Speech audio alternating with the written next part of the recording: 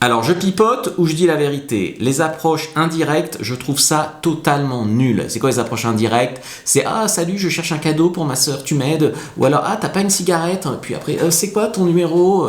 Voilà, ou alors oh, il y a deux filles qui se battent dehors, vous en pensez quoi des filles qui se battent? Voilà, je trouve que c'est nul parce que ça sonne faux, parce que souvent c'est pas vrai. Alors de temps en temps, pourquoi pas une vraie approche indirecte où tu fais pas ça pour draguer la fille, mais t'approches parce que tu as besoin d'un service, d'un renseignement, d'un avis, et puis après tu te dis ah bah tiens il y a un bon feeling, je la drague, ça pourquoi pas. Mais la plupart du temps c'est pas ça. La plupart du temps les mecs ils demandent un truc dont ils se fichent et après ils se disent ah après je vais la draguer. Et ben les femmes trouvent ça totalement lâche en général.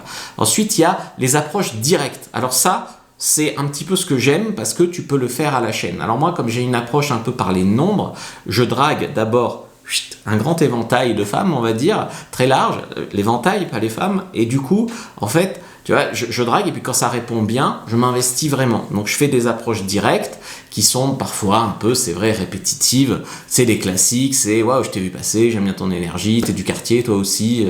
Voilà, des choses comme ça, tu vois. T'as l'air cool, enfin voilà, des choses un petit peu comme ça. Et puis quand ça répond bien, là, je personnalise vraiment l'approche. Après, il y a l'approche contextuelle, l'approche situationnelle, qui est la plus puissante, je trouve, la plus efficace, sauf que elle demande beaucoup de jus de cerveau. Il faut être inspiré à chaque fois par rapport à l'approche directe que tu peux décliner facilement à l'infini. L'approche situationnelle, c'est rebondir sur un élément de la situation, du contexte, ce que t'inspire la fille, etc.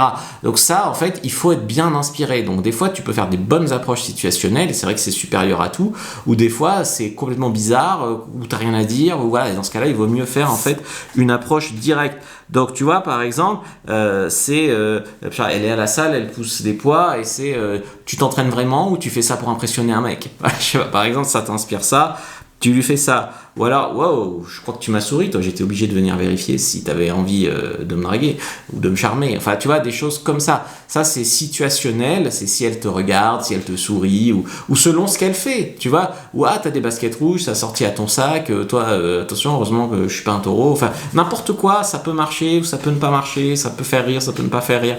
Et ça, du coup, bah, ça peut être top ou ça peut être assez raté, quoi.